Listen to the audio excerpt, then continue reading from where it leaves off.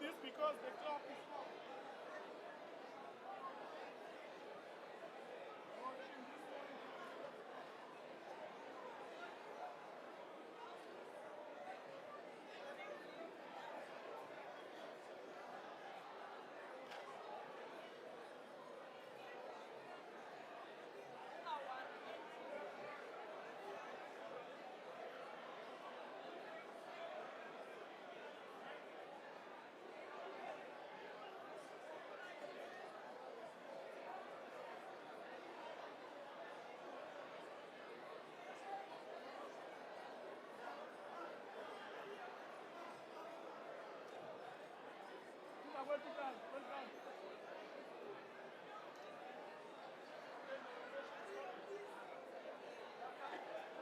the speaker.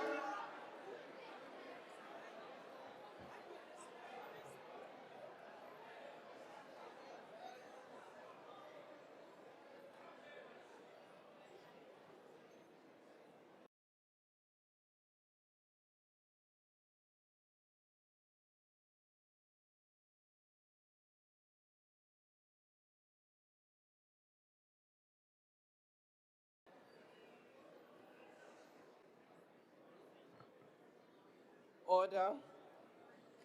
There will now be a moment of silent prayer or meditation.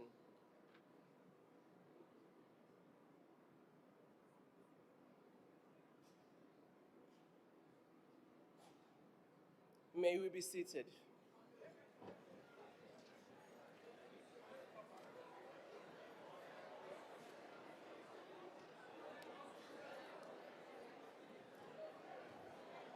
Order, honorable members, can we please settle down?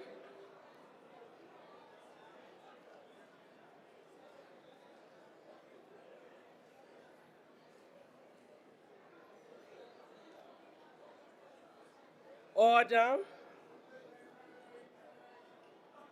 We'd like to welcome in the House the President, Deputy President,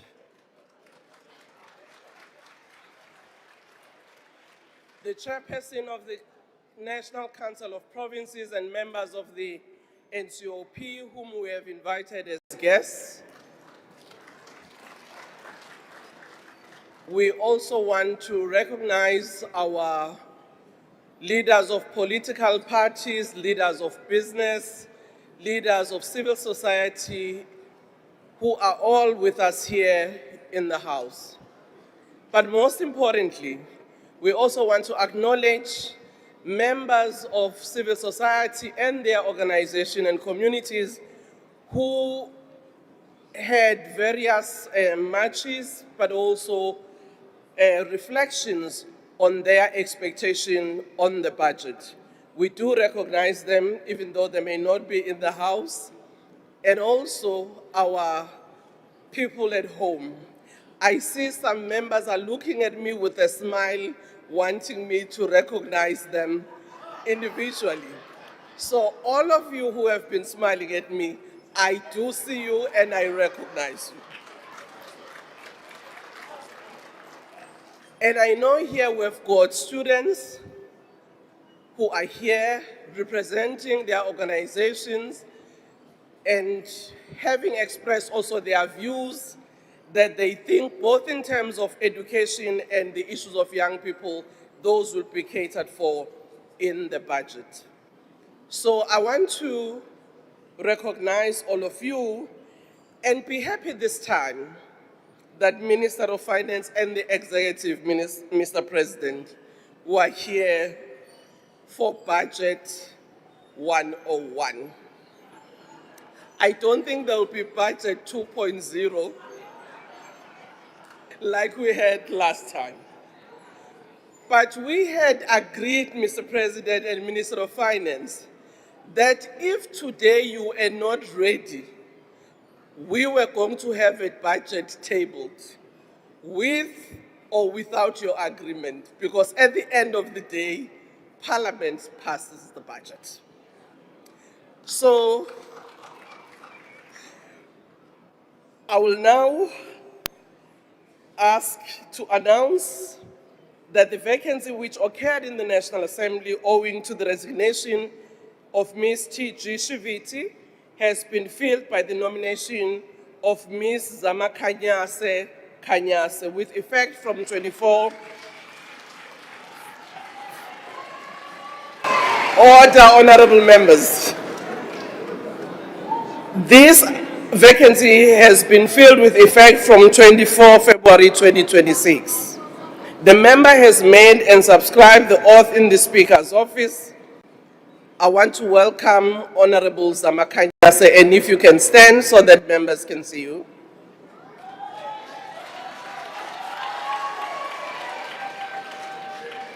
Thank you very much, Honorable Member.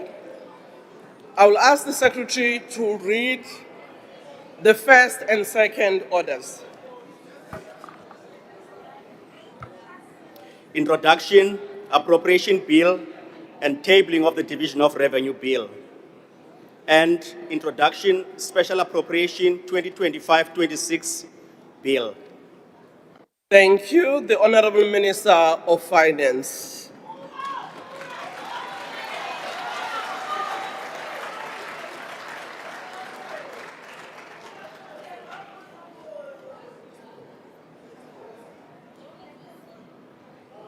Honorable Speaker,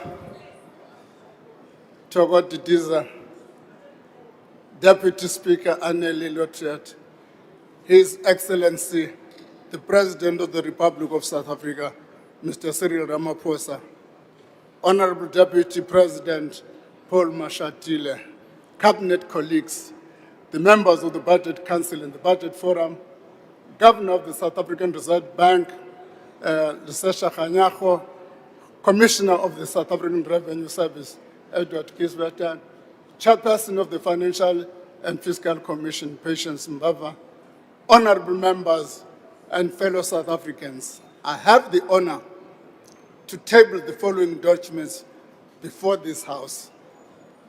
The 2026 Division of Revenue Bill, the 2026 Appropriation Bill, the 2025-26 Special Appropriation Bill, the 2026 Estimate of National Expenditure, the 2026 Budget Review, and this 2026 Budget Speech. Honorable members, we've reached the important turning point in the management of our public finances. 5 years ago, the outlook was stark.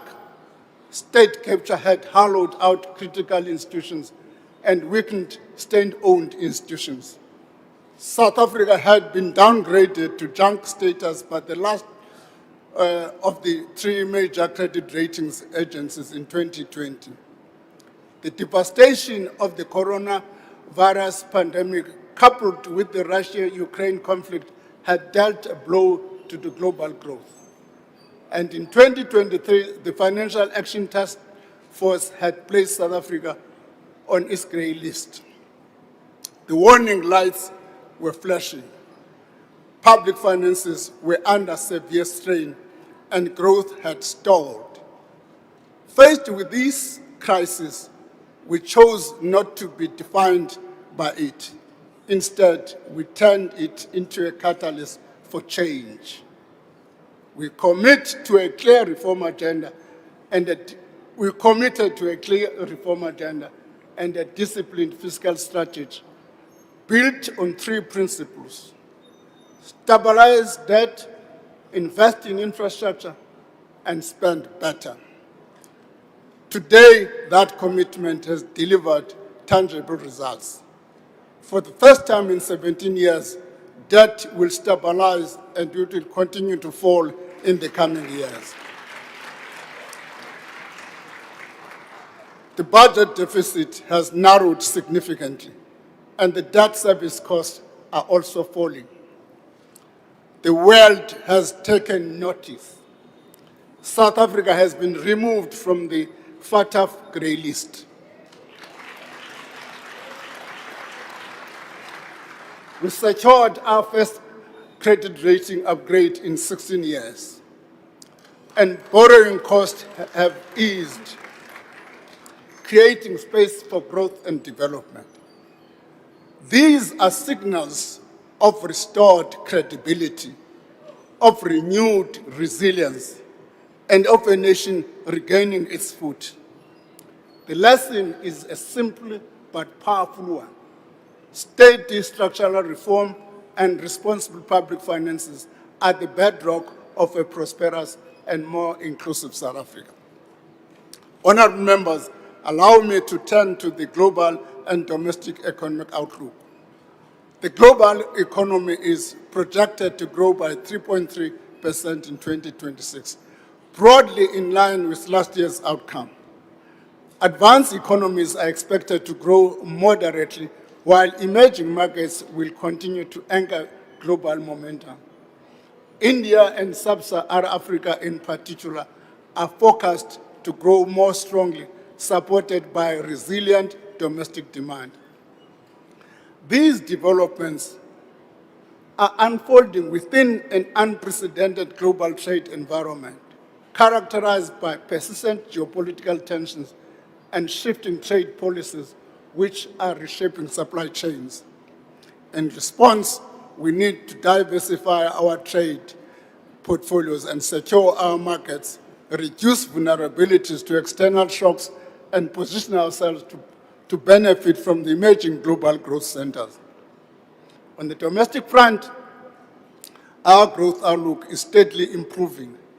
We project real economic growth of 1.6% in 2026, an improvement from the 1.4% estimated in 2025. This improvement reflects the continued strengthening of economic performance from the second half of 2025.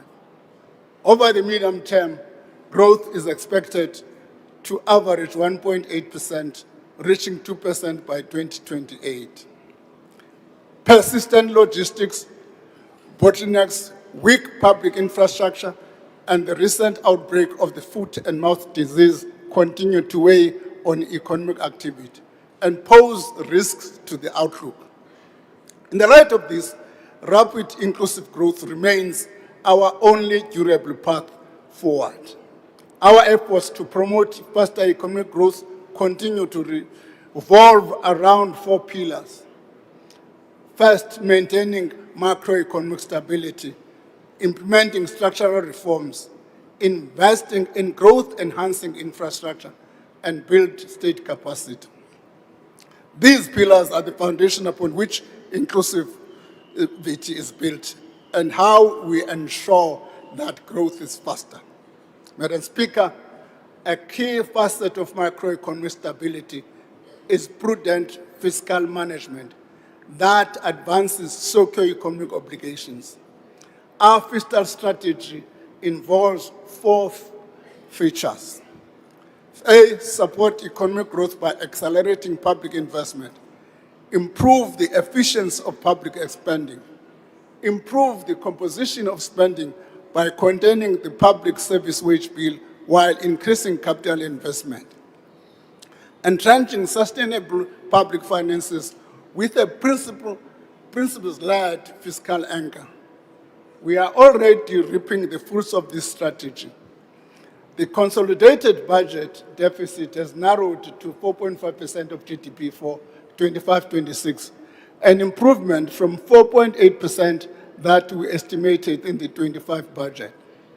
The deficit falls to 4% in 26-27 and 3.1% the year after. Gross debt stabilizes as share of GDP in 25-26 at 78.9%.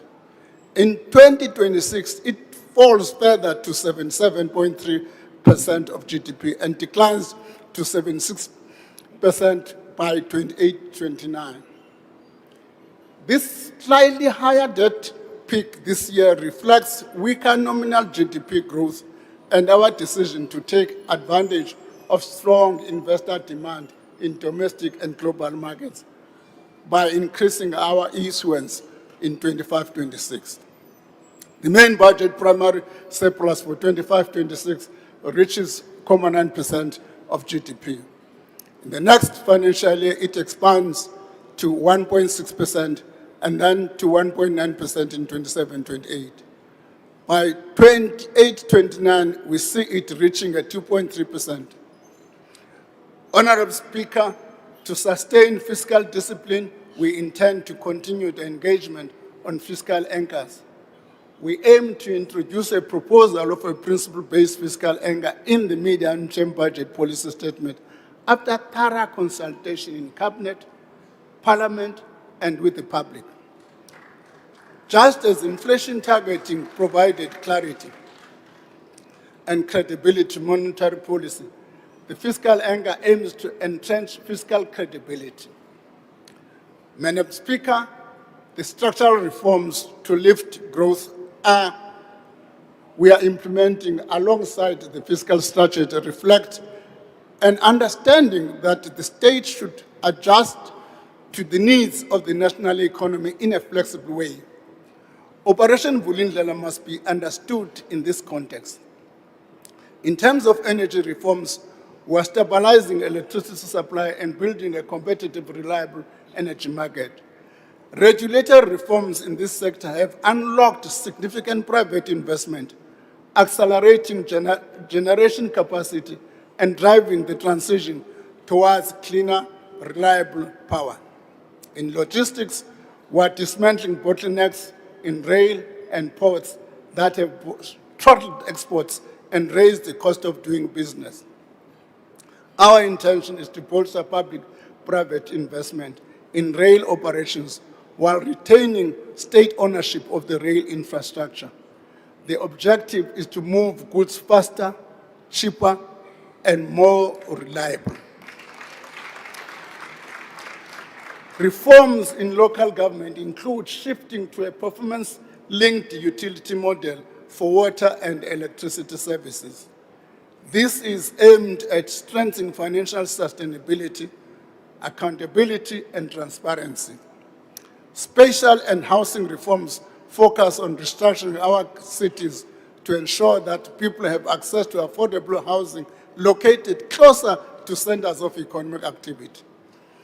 This is a systematic effort to remove the structural blockages that have held back growth for many years.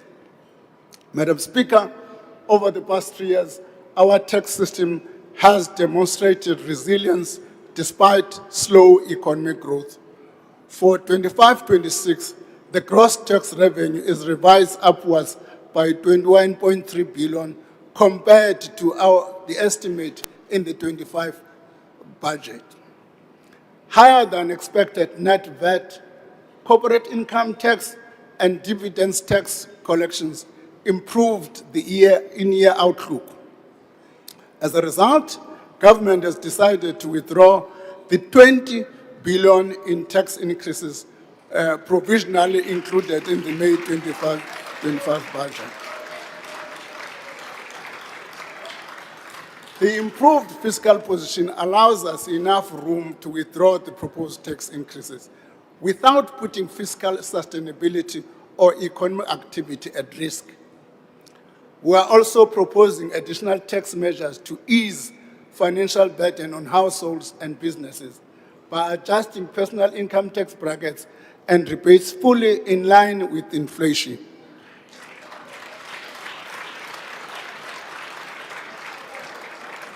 Ndibuyisela imali back ezipokothweni zenu.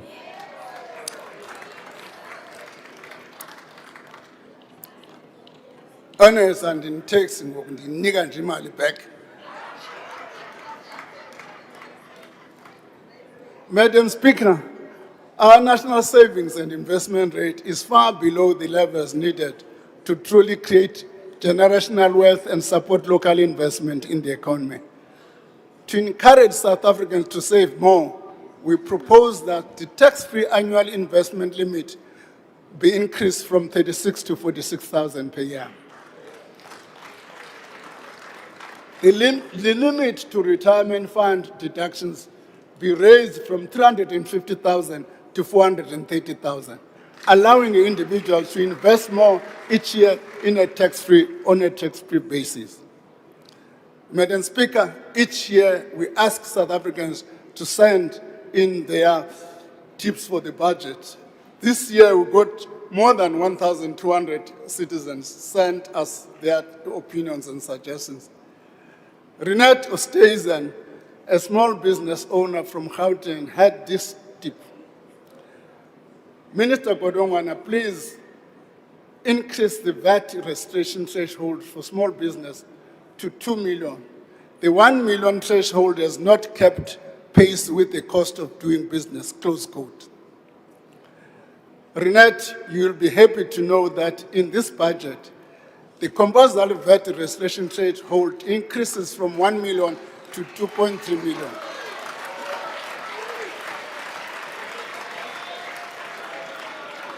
We are taking other measures to support small business.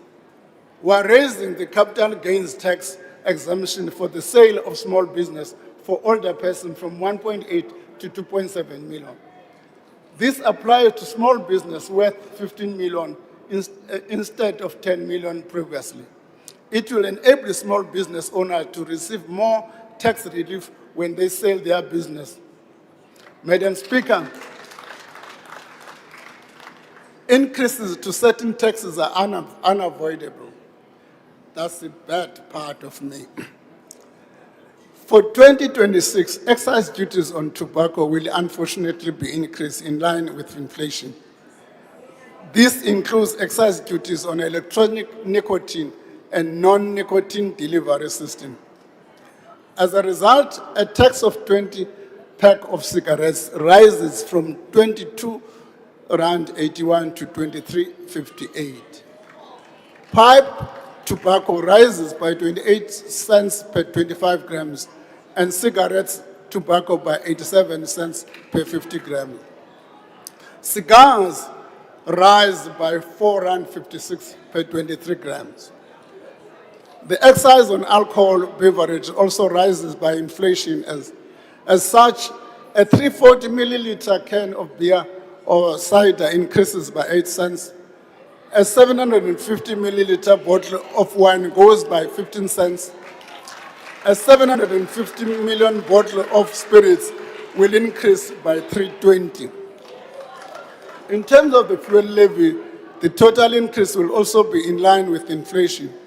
The general fuel levy will go up by 9 cents per liter for petrol and 8 cents per liter for diesel.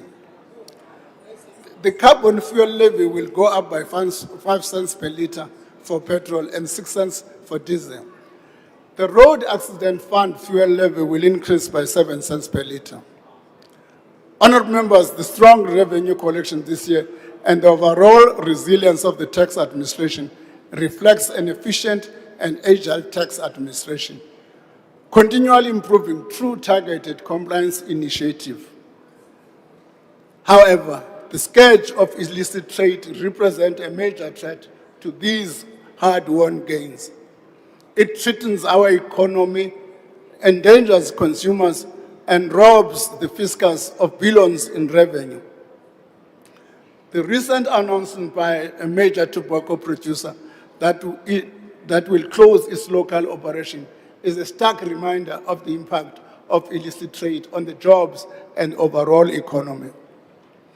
The sophisticated and organized nature of illicit operations demands an intensive effort to curb this trade, secure prostitutions, and dismantle its supply chains.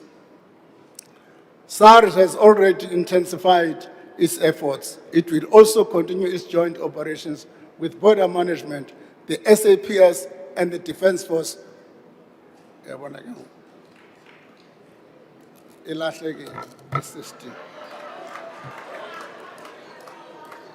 I always improvise.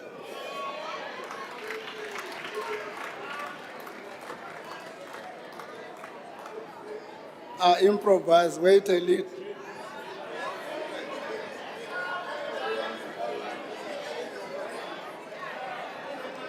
Honourable members, can the minister continue with his speech? Yes, this thing has failed me.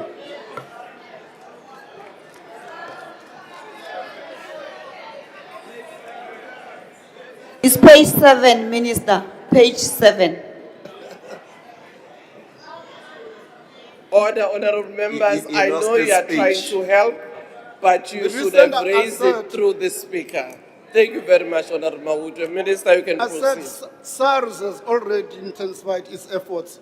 It will also continue its joint operations with the Border Management Agency, the SARS, and the Defense Force to stop the illicit trade in tobacco. I'm going to come back in later when I talk about the crime and peace and security. On the financial sector,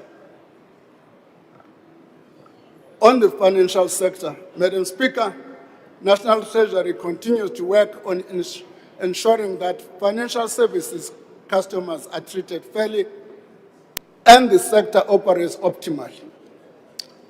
One key issue is the more than 88 billion rand of unclaimed financial assets and benefits. Following recommendations from the Financial Sector Conduct Authority, National Treasury will introduce reforms to manage these unclaimed benefits through the creation of a central administrator responsible for record keeping and tracing. We will also shortly publish draft regulations under the Currency and Exchange Act to include crypto assets in our capital inflow management regime. Crypto assets will now be governed in the cross-border movement of capital framework, which will be complementary to regulations already in place to prevent use of crypto assets to launder money and commit fraud.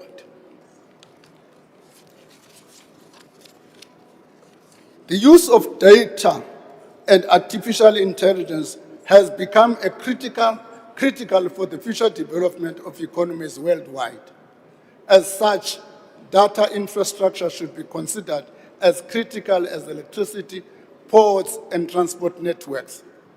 This year, we will explore options to help data centers and related infrastructure to expand this investment in South Africa and solidify our role as a regional hub for these technologies.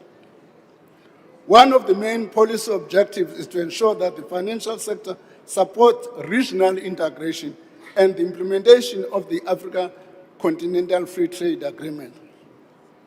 National Treasury is easing restrictions on the cross-border flows of capital by enabling domestic asset managers to manage portfolios of foreign assets. This will improve competitiveness and allow South Africans to co-function as a hub for investment into the continent. National Treasury, working with the South African Reserve Bank, has prioritized modernizing the national payment system and innovation in digital finances.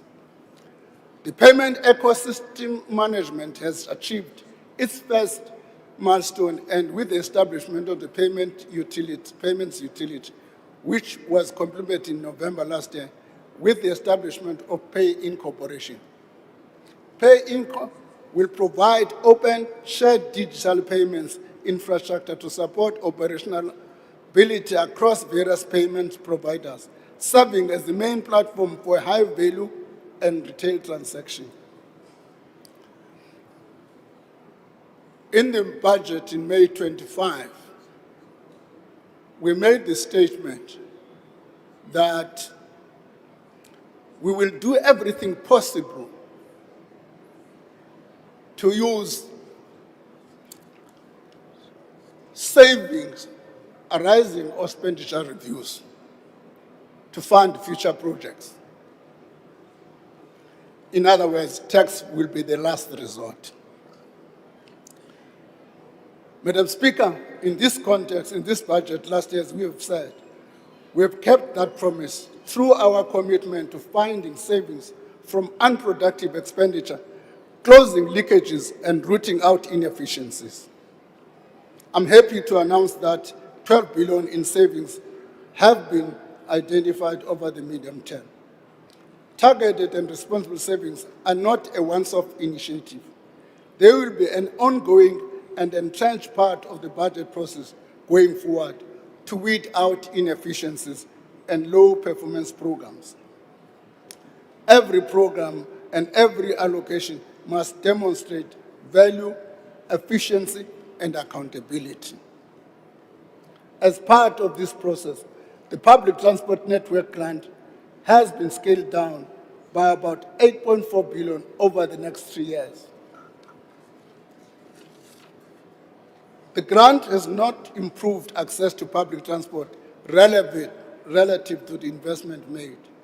The grant will, however, continue to help cover indirect costs in cities that run business bus services. Enhanced targeting of social grants authentication of beneficiaries to reduce fraud in the grant system will yield 3 billion of savings.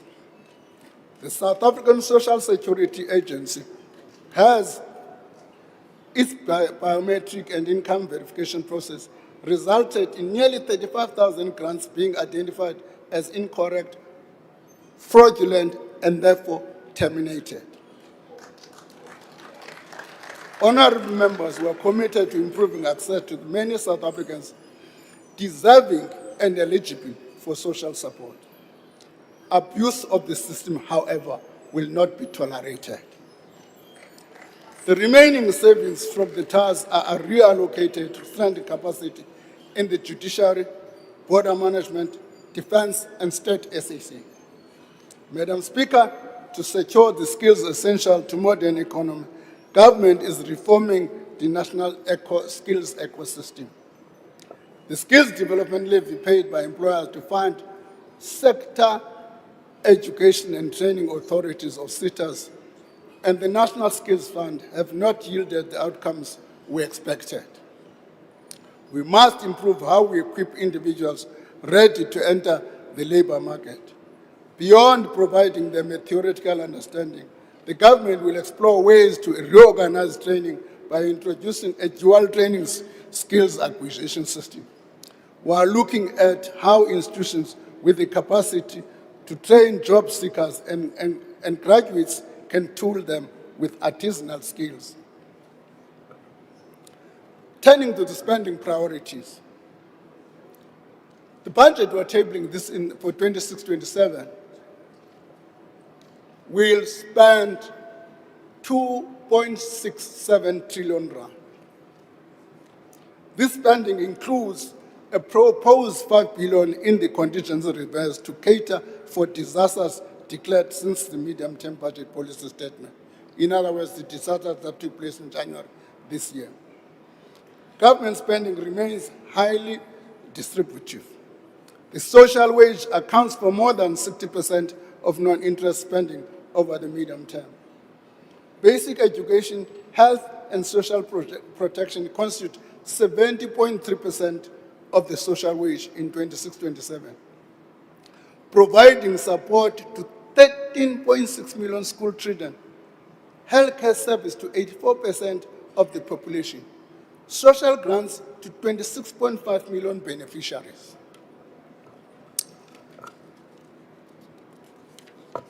Coming to social grants, bendicinga ogogo ndizabanyusela kakhulu kodwa ndibanyuselanga ngolu hlobo bendicinga uba zabanyusela ngalo kulo nyaka. Kodwa ndiyabanyusela. Kodwa ndiyabahoya.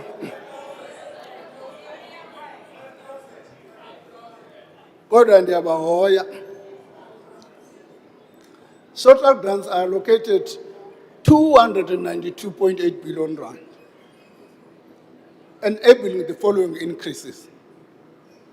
The old age grant, disability grant, and care dependence grants rise by 80 rand in April 2026 to 2,400.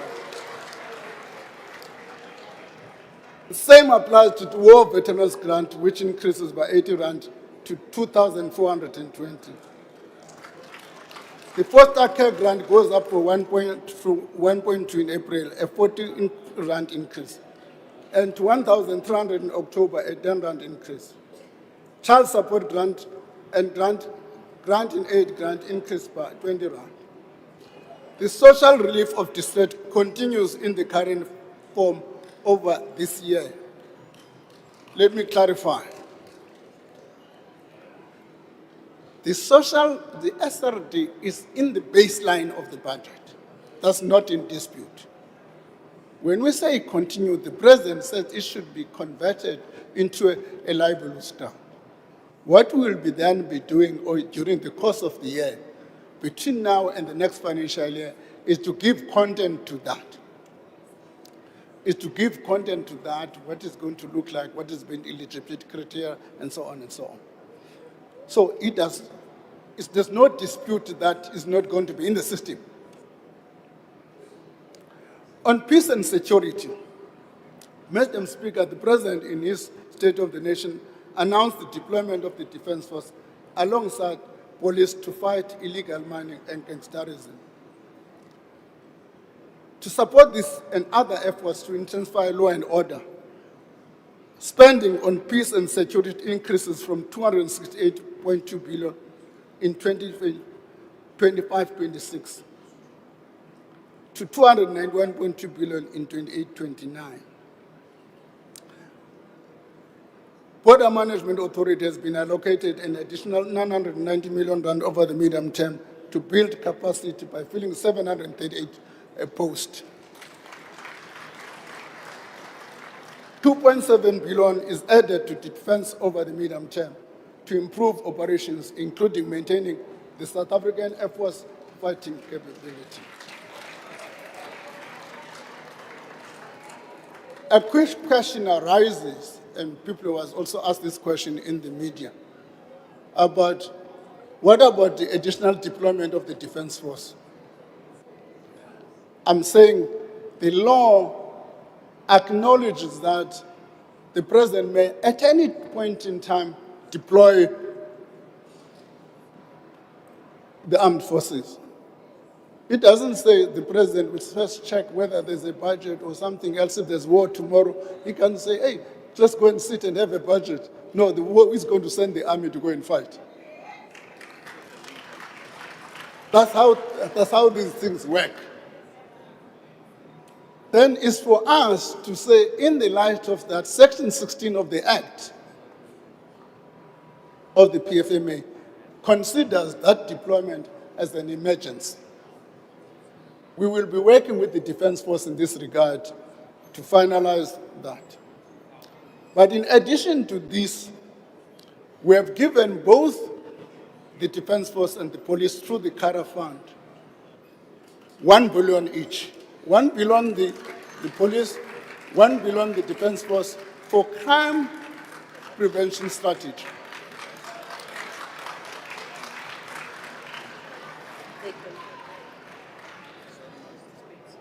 Over the medium term, 883 million is shifted from the Department of Justice and Constitutional Development to the Office of the Chief Justice.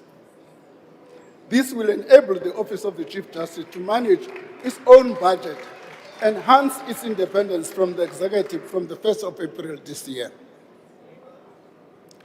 Similar arrangements for the funding of Parliament are being undertaken in the spirit of separation of powers. In other words, Parliament itself must not rely on this executive for the performance of its functions. An additional 687 million has been allocated to increase capacity in the judiciary over the medium term. The President also announced the establishment of special courts. Once the costing is finalized, allocation for this will be considered later in the year. We have had a discussion with the judiciary insofar as this is concerned, together with the Minister of Justice and Constitutional Development, and examining how do we give effect to this injunction by the President. We have agreed on 3 phases. The first one is that there are courts that currently are under pressure, and we need to see how can we deal with that pressure. Secondly, we need to look at what does this mean, this establishment of these additional courts in terms of the number of judges? And how soon can we do that? And we have put up some technical teams with the Office of the Chief Justice to pursue this injunction by the President. There are also a number of commissions of inquiry which are taking place. Some of them have asked for an extension. We'll also be looking at how do we fund that extension over time. The special appropriation we're tabling before you of 8.5 billion today looks at 5.8 billion for PRASA rolling stock fleet renewal program. If I may explain to you, how does this thing work? PRASA has had a contract with Gibela. They've got to order a minimum of 35 locomotives per annum. If failure to order 35 is a breach of contract. So we've got to make sure that PRASA continues with its contractual obligations.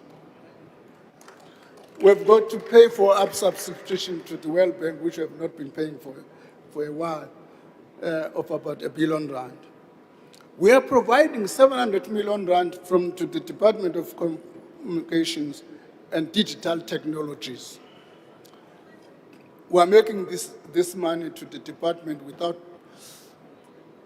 earmarking it, because we want them, for now, while we are looking into the details of how we're going to fund the Centec Diet, the SABC, and the SAPO.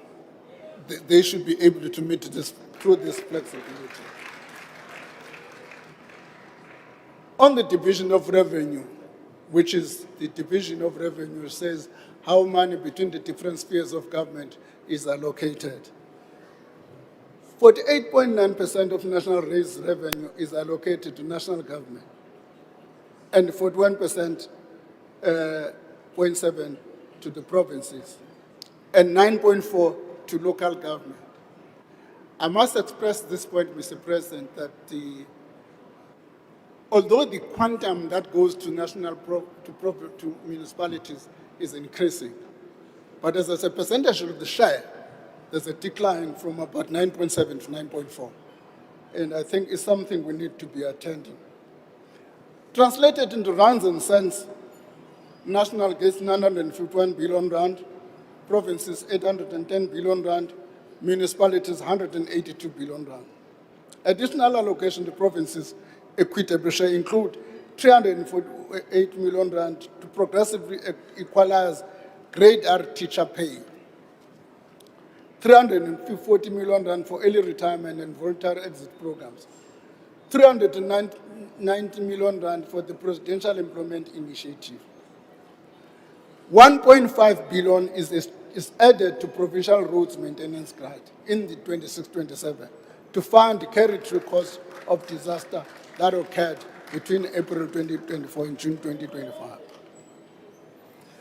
Basic education. In terms of the consolidated expenditure, spending on education remains the largest component at 23.7% over the medium term. Basic education receives 22.7 billion for carry-through cost announced in May 2025. Early childhood development receives the majority of these funds.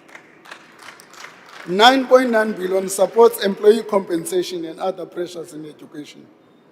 Early childhood, as I've said, development grant receives an additional 12.8 billion over the next 3 years, expanding services to an additional 300,000 children.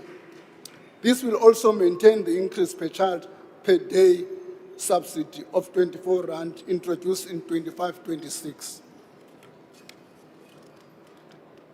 The increased allocation aligned to the National School Nutrition Program to food inflation to continue to provide meals to over 9.9 million learners in almost 20,000 schools. In health and education, Madam Speaker, 26 billion rand is allocated to provide provinces to bolster our HIV/AIDS program, such as the prevention of mother-to-child transmission and the provision of antiretroviral drugs. That's 26 billion. A part of the targeted responsibility and saving initiative, provinces will repurpose some of their funding. We've agreed on this with provinces. Some of their funding to meet the obligation towards the PEPFAR. This follows the funding withdrawal by the United States of America. 21.3 billion is allocated to health sector over the medium term for the compensation and employment of doctors and to make up for the shortfalls in goods and service expenditure. On local government, 86 billion is to support the provision of free basic services to 11 million households. Assuming, I'm making this assumption, assuming these 11.2 households are in the indigenous register. If they are not, there's a challenge. Local government is the sphere where communities experience the state most directly. Yet, many municipalities are in financial and operational distress and therefore unable to deliver services as they should. Audit outcomes highlight this unacceptable reality. 63% of municipalities are in financial distress, and the proportion of clean audits remains unacceptably low. A central challenge with municipalities is that they not only differ in capacity, but also in their revenue-raising potential. This demands a more targeted approach to respond to the diverse pressures facing municipalities. The National Treasury is revitalizing support for development of long-term financial plans. These plans will improve project identification, sustainable planning, cash flows, and inform financial decisions. This will negate the challenge of unfunded mandates and limited capacity to maintain infrastructure and sustain services. Further structural reforms are underway, including a comprehensive review of the local government fiscal framework, together with the comprehensive review of the local government white paper. Together, these reforms will modernize the intergovernmental system and build a more capable, resilient, and appropriate differentiated local government sphere. There's what we have called the metro trading system, which we have been raising in Parliament. Essentially what it means that we are incentivizing municipalities to treat their water services and their electricity utilities as business entities which should be run professionally.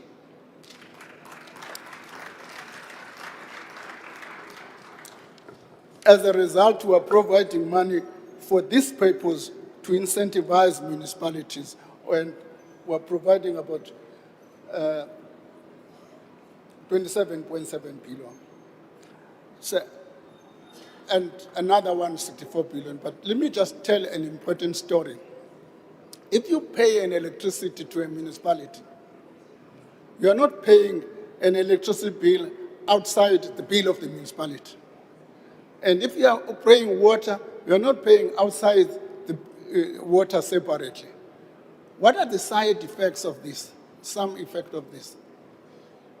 Johannesburg. They collect about 9 billion rand on water. But because it goes into the main port, what actually comes back into investment into the water, Johannesburg water, is 1 billion rand out of that 9 billion rand. The implications are services. There's no maintenance of the water system. I'm not saying that's the only problem with the water challenge we face. That's one minor problem. If we solve that problem, we can be able to fix leaks and so on. But it won't deal with the fundamental challenge, which is the infrastructure they are dealing with is old. A challenge we need to be discussing as government is how do we deal with that infrastructure. A second area I want to deal with on municipalities is the reform of the infrastructure grant system, municipal infrastructure grant system. Let me just again capture this thing by using an example. Capture this system by using an example. When in 2024, some municipalities had disaster and we provided them with money. In 2025, the same municipalities, there was disaster in the same municipalities, when we gave them the money in 2025, they had not used the 2024 money. Now, the point is, it's easy to say the money returns back to Treasury, but the effect of it is that the communities that have lost a bridge or something and still have that problem.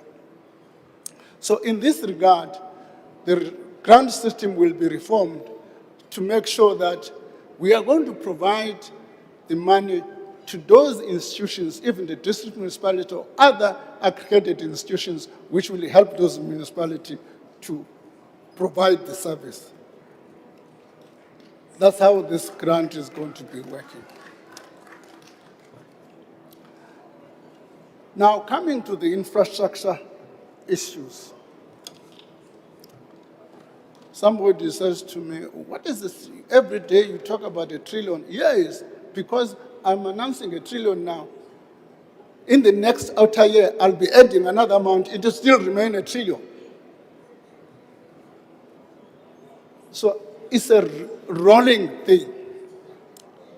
How is this trillion broken down? 507 billion rand will be spent by state-owned companies and other public entities. All right? 217.8 billion rand by provinces and 205.7 billion by municipalities. Largely, by sector, transport and logistics make up the largest share. Sandral will focus on strengthening long-term network resilience. This includes the annual maintenance of approximately 27,000 kilometers and the resurfacing of 2,000 kilometers of road. PRASA, as I've indicated, continues to implement its corridor recovery program and modernize core infrastructure to rebuild reliable, affordable rail service for commuters. This will enable the increase in annual passenger trips from 77 million trips in 24-25 to between 250 and 450 million trips over the medium term. In energy, investment will focus on improving the security of supply and mobilize private sector investment. In the medium-term budget policy, we announced that National, together with the World Bank, are making significant progress with the credit guarantee vehicle.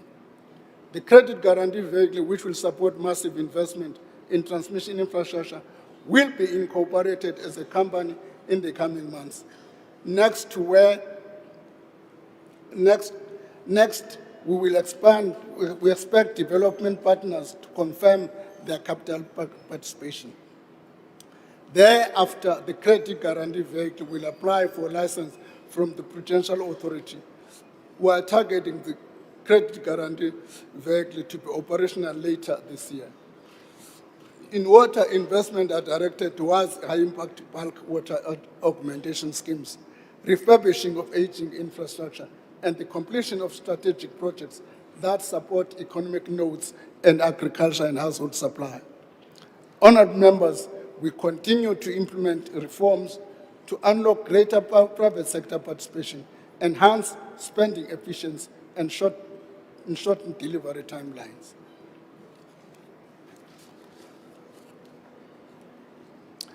On triple Ps, we have amended the triple regulations as we have indicated. There are about 63 projects now at different stages of development.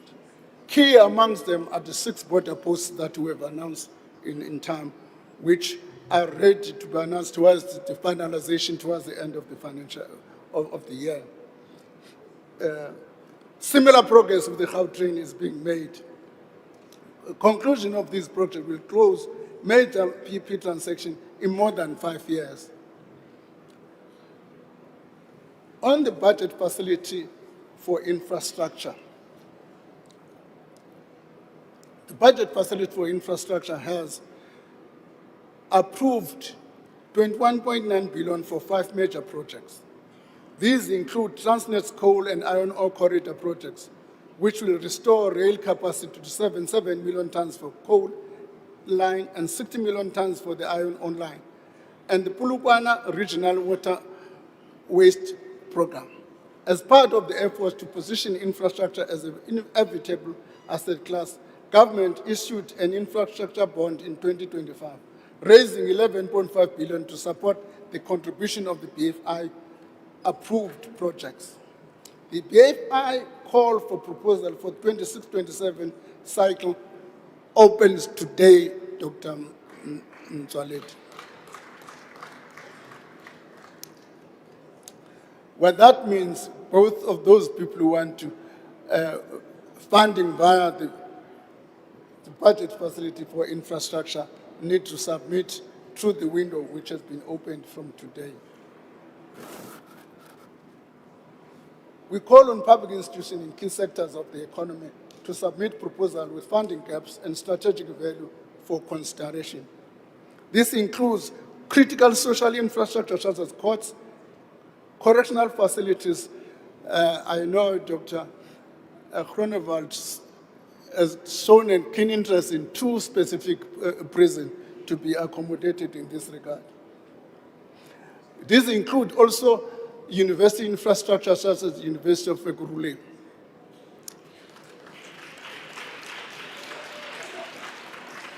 University of Ekurhuleni, I don't think is far from a realization, Mr. President. After your speech, I tried to dig into it and understand where it is. And it turns out the University of Ekurhuleni, there were 3 sites that were identified. There's 1 site which is proposed. All we need is the minister to go and visit the sites and make the approval. Once he has done that, according to the document, I'm learning, according to the document, all he needs to do is appoint a supervising university. Included in this project is going to be student accommodation. Again, I was talking to the minister, Mr. President, and said it's going to be difficult for me to teach a communist about decommodification of student accommodation, because that's essentially the proposal I was putting across to him. On the health front, Dr. Mtswaledi has been up and fighting with me in every budget about 3 specific hospitals. George Munkari Academic Hospital, Inkosi Albert Lutilo Hospital, and Nelson Mandela Hospital. These are the hospitals which will form part of the BFI in the next round. And they're quite important in 2 respects, because they are linked to academic institutions. And secondly, are a demonstration of our commitment that we want to prepare for the implementation of the National Health Insurance by improving the quality of our institutions.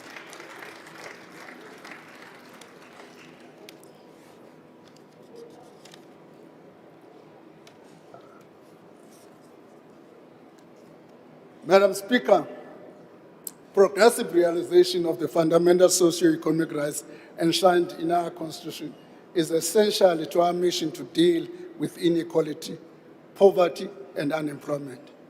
It is a mission that demands that we make prudent fiscal choices. With the health of our public finances comes a great degree of economic freedom and sovereignty. It is this sovereignty that gradually frees us from over-reliance on external debt. It shields us from inherent uncertainties of global finance and global politics. As we have witnessed over the last few years, the established norms of global order can shift and be undermined. To achieve our ultimate goal of better the lives of our people, we must continue pursuing this sovereignty. A budget and a fiscal strategy that advances inclusive growth and the sustainability of public finances is a crucial part of achieving this greater freedom. It moves us closer to fulfilling our constitutional promise to do all that it takes for our people to live with a dignity and prosperity. Madam Speaker, I'm grateful to the President and the Deputy President for their support and leadership. Thank you to Deputy Ministers of Finance, Mr.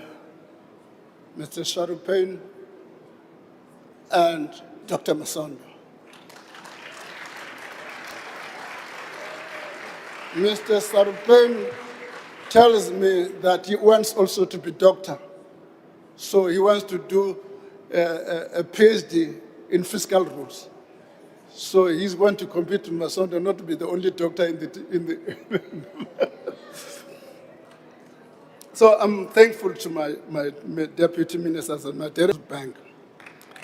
Let me thank my colleagues in the Ministers' Committee on the Budget and the Budget Council who have shared the task of difficult trade-offs that have to be made in the budget process. Similarly, to the parliamentary committees of finance and appropriation, I express my sincere appreciation. And of course, to my dear wife who has made me so nice looking today.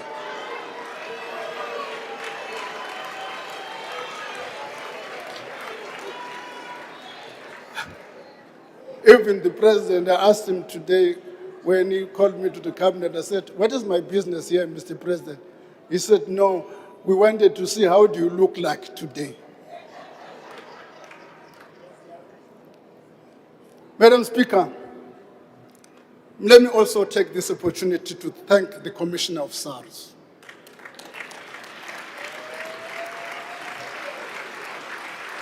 The Commissioner of SARS, in order to have a better appreciation.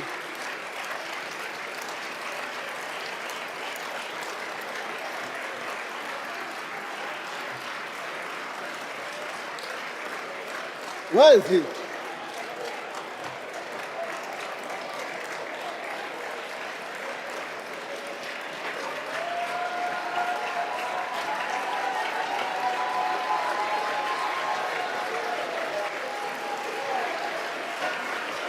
Order, honorable members. Actually, the minister was asking the commissioner to stand up. But I am grateful that all of you gave the commissioner a standing ovation. Yeah. The problem is the members didn't even allow to contextualize this thing because it's quite important for when we thank the commissioner for the services done over 7 years, we've got to look at the kind of institution he inherited when he took over 7 years ago. It was an institution which was kind of hollowed out, not almost too close to non-functionality, to what the institution which the president in the State of the Nation address called one of the best institutions we've had. That's what the commissioner has done. And we thank him for that. And on behalf of government, I wish to express that unwavering support and thankful to them. Because by the next budget, there'll probably be a new commissioner. That depends on the president. There'll probably be a new commissioner of that. So I also thank every South African. The budget reflects our shared journey and the belief that together we can build more equally, more prosperous economy. Yakuqala kaChalbongo ikwenkwenku. Ngamachaba namabhongo kaChalbongo ke lawo enkosi.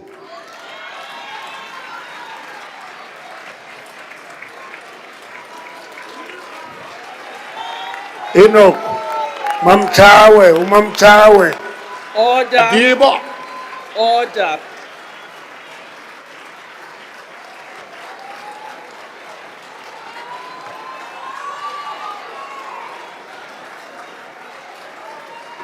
Can we be seated?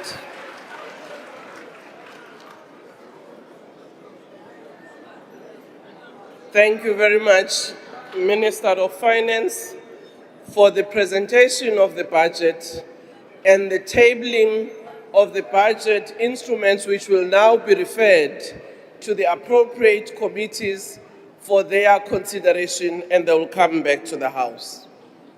Minister, I'm sure you forgot one last sentence of thanking people.